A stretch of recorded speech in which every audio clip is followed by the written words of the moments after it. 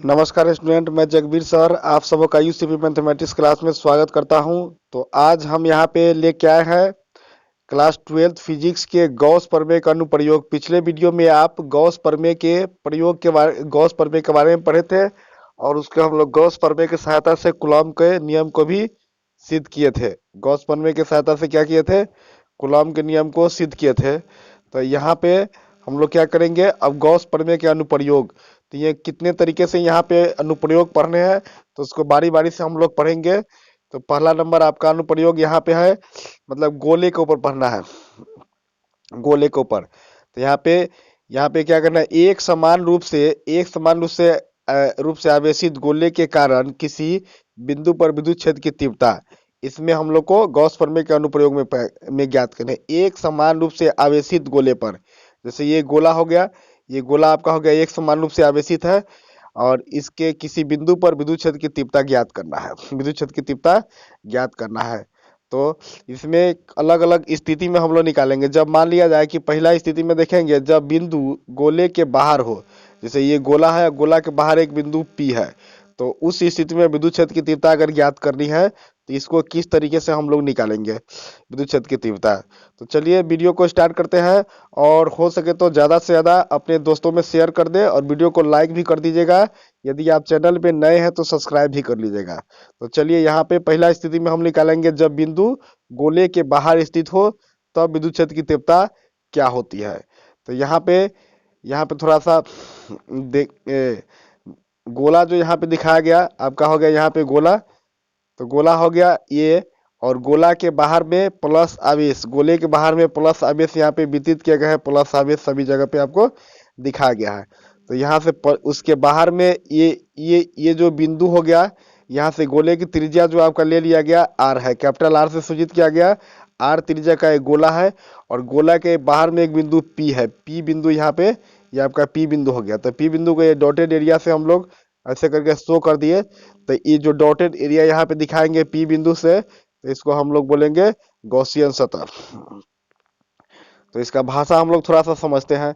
जब जब बिंदु गोले के बाहर हो, माना कि आर त्रिज्या का एक गोला है, ये आर त्रिज्या का एक गोला हो गया। गोले के केंद्र O तथा प्लस Q आवेश गोले के सतह पर समान रूप से विद्युत है, जिसमें गोले का केंद्र O है और इसमें प्लस Q आवेश जो है गोले के बाहर बाहर में समान रूप से वितरित है, समान रूप से वितरित है। उसके बाद हम लोग देखेंगे यहाँ पे समान रूप से वितरित है। माना कि केंद्र O से आर दूरी पर गोले के बाहर एक बिंदु P है जो वहां पे दिखाया गया था, जहां विद्युत क्षेत्र की तीव्रता ज्ञात करनी है। यहाँ पे एक बिंदु P है जहाँ पे विद्युत क्षेत्र की तीव्रता यहाँ पे हम लोग को ज्ञात करनी है। तो चलिए देखते हैं कि कैसे निकालेंगे विद्युत क्षेत्र की तीव्रता यहाँ पे हम लोग। तो सबसे पहले यहाँ पे क्या करेंगे कि आर त्रिज्या का एक संकेंद्रीय गोलीय सतह बी खींचा, जो उसमें हम लोग बाहर की ओर खींचे थे, जहाँ के बी सतह पर कुल वैद्युत फ्लक्स, बिंदु बी सतह के ऊपर कुल वैद्युत फ्लक्स, यहाँ पे हम लोग क्या निकालें, कुल वैद्युत फ्लक्स क्या होता था, कुल वैद्युत फलक विद्युत क्षेत्रफल के बंध सतह के लंबवत गुजरने वाली कुल वैद्युत क्षेत्र रेखाओं की संख्या को हम लोग वैद्युत फ्लक्स कहते थे। तो यहाँ पे आपका E गुने 4πr² पीछे हम लोग यहाँ से सीखे थे। उसके बाद यहाँ पे कुछ पॉइंट्स है, मार्केबल है जो नोट कर दिए गए।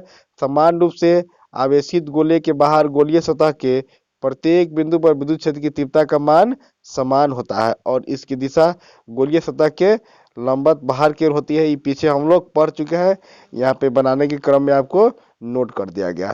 तो यहाँ से आर त्रिज्या के संकेंद्रीय वृत्त में गोलीय सतह पर बी पर खींची गई गॉसिय विद्युत फ्लक्स क्या हो जाएगा, यहाँ पे बी पर बा ई गुने 4πr², ई गुने 4πr²।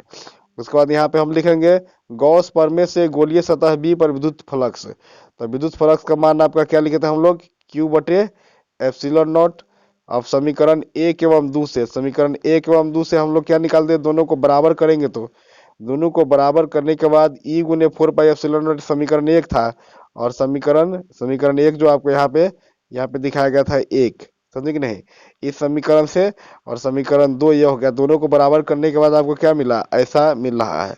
तो यहाँ से E का मान निकालेंगे तो 4π भाग में चला जाएगा, तो 1/4πε0 क्यू बटे आर स्क्वायर। तो ये आपका क्या पता चल गया, गोले के बाहर बिंदु पी पर वैद्युत क्षेत्र की तीव्रता का व्यंजक हो गया। यहाँ पे कुछ पॉइंट्स यहाँ पे निकाल दिए गए, जैसे अर्थात इसमें लिखेंगे एक समान रूप से आवेशित गोले के कारण किसी बाहरी बिंदु और विद्युत क्षेत्र की तीव्रता का मान वही होता है जो इसके कुल आवेश प्लस क्यू आवेश के गोले के केंद्र पर रखने से होता है। इसके बारे में पहले हम लोग पढ़ चुके हैं। गोले के केंद्र पर जो जो क्यू आवेश रखा जाता है तो विद्युत क्षेत्र की तीव्रता का मान क्या निकला था, ई बराबर 1/4 पाई, ई बराबर 1/4 पाई एप्सिलॉन नॉट बटे क्यू आर स्क्वायर निकला था। और बाहरी बिंदु पी पर भी रखने पर वही मान निकल रहा है, बाहरी बिंदु पी पर भी रखने पर वही मान आपका ज्ञात हो गया। तो ये आपके प्रथम स्थिति में है जब बिंदु गोले के बाहर स्थित हो। तो दूसरा स्थिति में आपका हो जाएगा जब बिंदु आपका हो जाए, जब बिंदु दे लिया जाए कि गोले के अंदर स्थित हो, तो उस स्थिति में क्या होगा, जब बिंदु गोले के अंदर स्थित हो। यहाँ पे पी बिंदु गोला के अंदर, यहाँ पे पॉइंट की जगह पे पी आपको ले लिया गोले के अंदर, और प्लस क्यू आवेश वही स्थिति है। तो उस स्थिति में आपका क्या हो गया, तो यहाँ पे गोले की त्रिज्या फिर वही लिखे, माना कि ओ केंद्र से आर दूरी पर गोले के अंदर एक बिंदु पी है। यहाँ पे पी बिंदु हो गया, पी है। विद्युत क्षेत्र की तीव्रता ज्ञात करनी है। गॉसियन सतह बी से गुजरता हुआ कुल विद्युत फ्लक्स, तो यहाँ पे आपका गॉसियन सतह किधर हो जाएगा, तो गोले के अंदर हो जाएगा। तो यहाँ से विद्युत फ्लक्स का मान क्या हो जाएगा, फाई ई बराबर ई गुने 4 पाई r स्क्वायर, जो हम लोग पहले प्राप्त किए थे, समझे। उसके बाद क्या लिखेंगे, गॉस प्रमेय से गोलीय सतह बी पर कुल विद्युत फ्लक्स 0 होगा। कुल विद्युत फ्लक्स 0 होगा, क्यों होगा, तो आंतरिक गोलीय सतह के अंदर आवेश नहीं होता है। आंतरिक गोलीय सतह के अंदर तो आवेश नहीं होता, चूंकि आवेश तो गोलीय सतह के लंबवत होता है। तो इसलिए E into 4 pi epsilon not बराबर यहाँ पे हम क्या रख देंगे, 0। तो ई बराबर 0, तो हम विद्युत क्षेत्र की तीव्रता को क्या कहेंगे, यहाँ पे शून्य होती है। अतः क्लियर क्या हो गया, अतः एक समान रूप से आवेशित गोले के अंदर किसी बिंदु पर विद्युत क्षेत्र की तीव्रता क्या हो जाएगी, तो शून्य होगी। किसी बिंदु पर गोले क्षेत्र की तीव्रता शून्य होती है। एक समान रूप से आवेशित गोले के अंदर किसी बिंदु पर विद्युत क्षेत्र की तीव्रता शून्य होती है, और एक समान रूप से आवेशित गोले के बाहर किसी बिंदु पर विद्युत क्षेत्र की तीव्रता हम लोग क्या ज्ञात किए हैं, तो ज्ञात किए हैं कि 1/4 pi epsilon not into Q बटे आर स्क्वायर ज्ञात किए हैं। तो दो बातें आपको समझ में आ गई, गोले के बाहर और गोले के अंदर। तीसरा महत्वपूर्ण बात यहाँ पे लिख दिया गया, केस 3 में जब बिंदु गोले के सतह पर हो, जब बिंदु गोले के सतह पर हो, उसमें सिर्फ तो गोले के बाहर देखे थे, गोले के अंदर देखे थे। अब यहाँ पे सतह के ऊपर हम लोग यहाँ पे गणना करेंगे।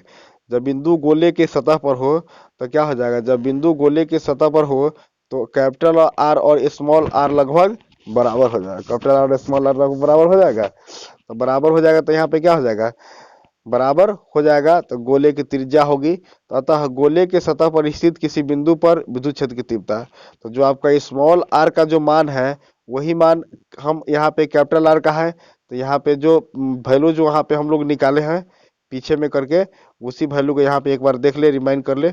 ये आपका जो निकला है, ये आपका ये 1/4 क्यू बटे आर स्क्वायर। तो स्मॉल आर के जगह हम कैपिटल आर डालेंगे, क्योंकि दोनों का तो मान तो बराबर होगा, इसलिए आप यहाँ पे क्या हो जाएगा आंसर, तो ई बराबर 1/4 pi epsilon not but Q बटे आर स्क्वायर। तो तीन बातें यहाँ पे क्लियर हुआ। पहला नंबर में आपका क्या क्लियर किया, यहाँ पे क्लियर किया गया क्या चीज,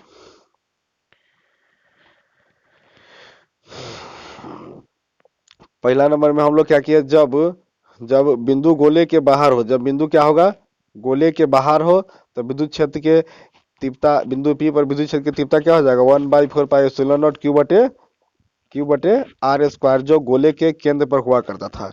दूसरा केस में आपको निकाले हम लोग यहाँ पे कि जब बिंदु गोले के अंदर हो तो विद्युत तीव्रता क्या हो जाएगा, तो विद्युत तीव्रता का मान शून्य होगा। यहाँ पे शून्य हम लोग शून्य निकाले हैं।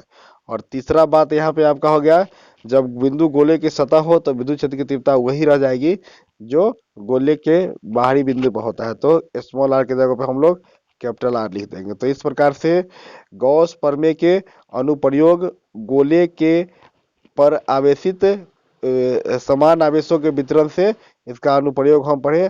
आगे जो टॉपिक हमारा दूसरा है तो यहाँ पे आपको हो गया अति लंबे आवेशित बेलनाकार चालक के कारण किसी विद्युत क्षेत्र की तीव्रता, इसको हम अगले वीडियो में पढ़ेंगे। तो मुझे आशा है कि वीडियो आपको समझ में आया होगा। तो ज़्यादा से ज़्यादा हो सके तो वीडियो को लाइक कर दिए, शेयर कर दिए अपने दोस्तों में, और चैनल को सब्सक्राइब कर ले। तो नमस्कार, धन्यवाद।